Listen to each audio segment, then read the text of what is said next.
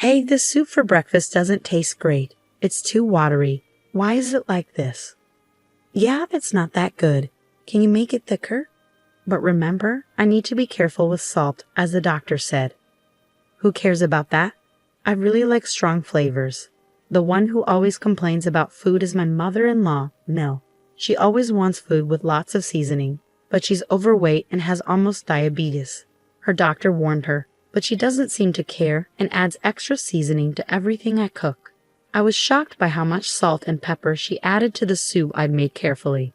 Even though I use salt and seasonings with less salt, it seems like it's never enough for her. I worry she might get really sick if she keeps eating like this. Honestly, I wouldn't be too upset if something happened to her. Mill seems to enjoy making things difficult for me. She's always complaining and being mean. My name's Alice. I'm 29 years old, and I work while also taking care of the house. I've been married for 3 years, but we don't have any kids. The problem is that I can't have children, and Mill never lets me forget it. You're worthless as a woman if you can't have children. You're broken, she'd say.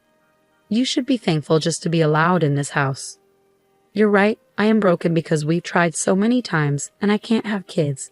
Talk about getting a bad deal. Ha, how can you say that? My husband laughed. Well, because a woman who can't have kids is done for, Mill added. You're right, Mom, my husband agreed. That I'm broken. I really want a baby. I've been going to the doctor while working, trying everything, but nothing's working. It's exhausting both physically and emotionally. So I've decided to stop the treatment. It's also expensive, and it's hard to keep going for years. My husband used to say spending money on fertility treatments was pointless. But he also pushed me to get pregnant quickly. Why bother pressuring me? I can't get pregnant just because you want me to, I thought to myself. After giving up on treatments, I thought about being happy with just my husband and me. But my mother-in-law still hoped for a grandchild to tease me about. She even bought diapers and proudly showed them off. Look, I got diapers, she said excitedly. You'll need them one day. Haha, aren't those a bit small for you, Mel? I joked back. Haha, hey, these are for a baby, can't you see that? She replied. Well, I wouldn't know. I'm the broken woman who can't have kids, I retorted sarcastically. That's enough. Angrily, my mother-in-law stormed off to her room. Thank goodness, I thought, already tired from work and not wanting to deal with her mean comments anymore. It seems like she has nothing better to do than make my life miserable. We moved in with my in-laws after my father-in-law passed away a year ago. My mother-in-law was heartbroken. Then, around the same time, she was warned by her doctor about her risk of diabetes. That's why we moved in. My husband wanted to support his mom, but despite having diabetes, she's okay as long as she takes her medication and eats well. There's nothing to worry about, well, except that she often forgets her meds and eats whatever she wants. So her condition might worsen eventually. Even if that happens, I really don't want to be responsible for taking care of my mother-in-law. I'm still working and really busy. Taking care of in-laws in my 20s? No thanks. The next day was my day off, so I was doing chores around the house. My mother-in-law, who usually just sits on the sofa snacking, suddenly got up and went into my room. I didn't want her in there, but my hands were full, so I didn't say anything. I cleaned your room for you, she said. Thanks, I replied, feeling suspicious. Maybe I should switch rooms with my husband. You know, if you leave your room messy, you'll attract bugs, she chuckled. Sure, enjoy your clean room, I replied, feeling unsure about her intentions. My mother-in-law seemed to think I was grateful, which only made her behavior more suspicious. I had a feeling she was up to something. That night, I decided to sleep in my husband's room. He'd been away on business since yesterday, so he wouldn't know. Even if he finds out, I knew he wouldn't be upset. So I made my choice. I work as a nurse with regular hours, so we have separate bedrooms. Part of it is because our relationship has cooled off, but mostly it's because I don't want to disturb him when I work night shifts. I waited until my mother-in-law went to her room, then I went to my husband's room. Okay, she's in her room, time for me to get some sleep too, I thought. And so, I ended up sleeping in my husband's room for 2 days. My mother-in-law started to get suspicious because I seemed too happy. She began asking strange questions. Are you sure you're not feeling any discomfort or anything? She asked. What do you mean? I replied, avoiding her gaze. Oh, never mind, she said, dropping the subject. Was there something she was wondering about? Avoiding eye contact, my mother-in-law ate her meal alone. I had the night shift that day, so I planned to relax at home before heading to work. But relaxing isn't really an option for me since my mother-in-law never helps around the house. She enjoys telling me what to do while she sits on the couch, eating snacks and reading Japanese comics for women. She's probably reading and plotting her next move to make her annoying daughter-in-law upset. I glanced at the cover of her comic. It was titled Epic Mother and Daughter-in-Law Swamp Battle in English. I couldn't help but roll my eyes at her choice of reading material. Eventually, my husband returned from his business trip, but it was already 10 p.m. GH. I'm exhausted. I'm going to take a bath, he said. Sure, I'll heat it up for you. Have a beer while you wait, I suggested. Thanks, I will. Oh wait, it's not safe to drink alcohol before taking a bath. Okay, I'll have a non-alcoholic beer then, he reluctantly agreed, listening to my advice about the dangers of mixing alcohol and hot water. You'd think he'd know better. Even saunas have signs warning against entering if you're drunk. But no, common sense isn't so common for him or my mother-in-law. After that, my husband took his bath and started singing loudly. We live in a single-family home, but singing at this hour. Our neighbors won't be pleased. La la la la la. Hey, you're too loud, I said. Shut it. You're the one being loud, he retorted. I quietly warned him to stop singing, but then my mother-in-law came into the bathroom area to join in. Watkin is just trying to enjoy himself singing. What's wrong with that? She said. What? You really don't know how to treat your husband, do you? Always so inconsiderate and complaining, my mother-in-law scolded me. Hey, I'm not the one always complaining, Mill, I replied. Talking back, huh? You're definitely not cute. Not that you're a beauty to begin with, she sneered. That's okay with me. I probably look like a knockout beauty in some other country, no worries, haha. After that, my husband got out of the bath and started drinking. It was already 10:30 p.m., and I needed to leave for the hospital where I work. Even though it's close by, there's a lot to do, so I have to leave early. Oh, by the way, I've been sleeping in your room. Would you mind sleeping in mine tonight? My clothes are all over, I mentioned to my husband. Sorry, sure. Doesn't matter to me, he replied. Okay, I'm heading out then. Take care, I whispered to my husband so Mill wouldn't hear. Just as I was about to grab my bag and leave, I heard my husband let out a loud groan. What? Watkin. He was curled up on the floor, holding onto his leg and moaning. He looked like he was in a lot of pain. Mill's face turned pale, and she started to panic. What's happening? Speak, she demanded. He couldn't say a word, no matter what I asked. There was no response. I felt like I needed to do something, but then I noticed something strange. The floor was unusually slippery. Even though I was wearing socks, it felt like I could easily fall. What on earth is this? I exclaimed. Watkin, Mill, what did you do? I didn't do anything. It's not my fault, Mill protested.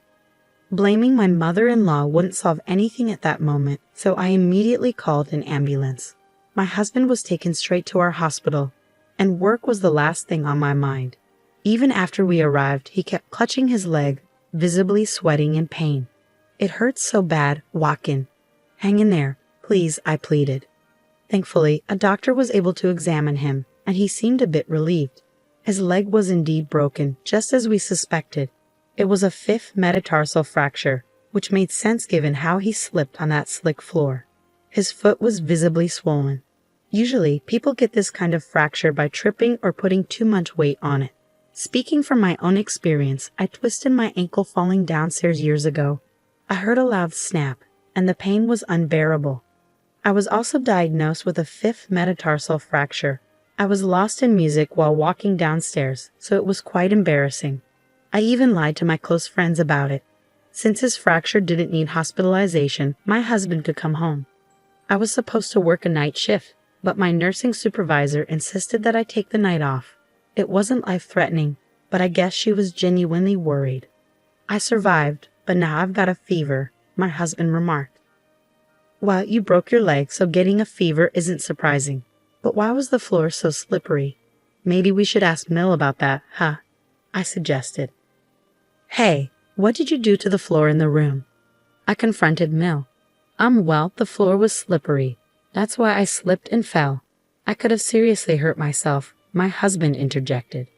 That room is for my daughter-in-law, so I greased the floor. What?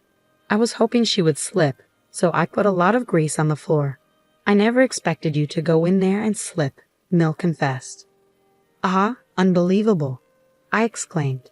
It turns out my mother-in-law intentionally greased the floor to make me fall. She had claimed to have cleaned the room, but her actual intention was to harm me. I'm furious. If I had entered that room, I could have been seriously injured. Breaking a leg would be the least of my worries. Hitting my head could have been fatal.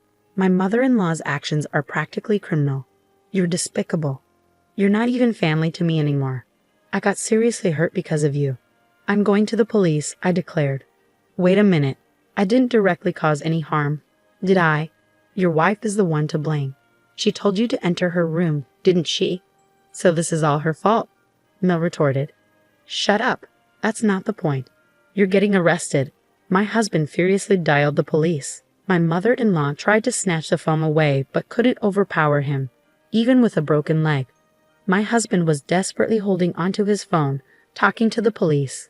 I couldn't help but wish I was at work, or even at the hospital, instead of dealing with this mess. Neighbors will eventually hear about this horrifying situation. Since she almost injured me too, maybe I should also involve the police. We don't know for sure, but she might be charged with attempted harm. Wait now. I don't want to go to the police, Mill protested. Really? You knew the risks when you did this, or did you think you could just make me disappear from this world? I snapped. Well, I did think it would be better if you just disappeared. Wow, you're the worst. Your mindset is criminal.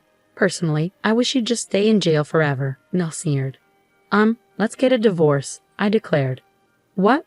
I can't keep living like this. If I stay in this house, I might actually be in danger one day. I'm too scared to live with that. Plus, I can't tolerate your lack of morals anymore, I explained. Wait, please don't say we'll divorce over this, my husband pleaded. Over this? You belittled me, called me defective. Do you even realize how much that hurts? I can manage without you just fine, I stated firmly. No, I need you. I was depending on your income. I even signed a new car contract. I finally got the Toyota Century I've always wanted from Japan. My husband protested. I don't care anymore, I said, feeling determined. I managed to clean the slimy floor and quickly packed my belongings into a bag. I stuffed more into my carry-on, took off my wedding ring, and placed it on the table. While searching through a shelf full of dishes, I thought about bringing the divorce papers. Ah, found it.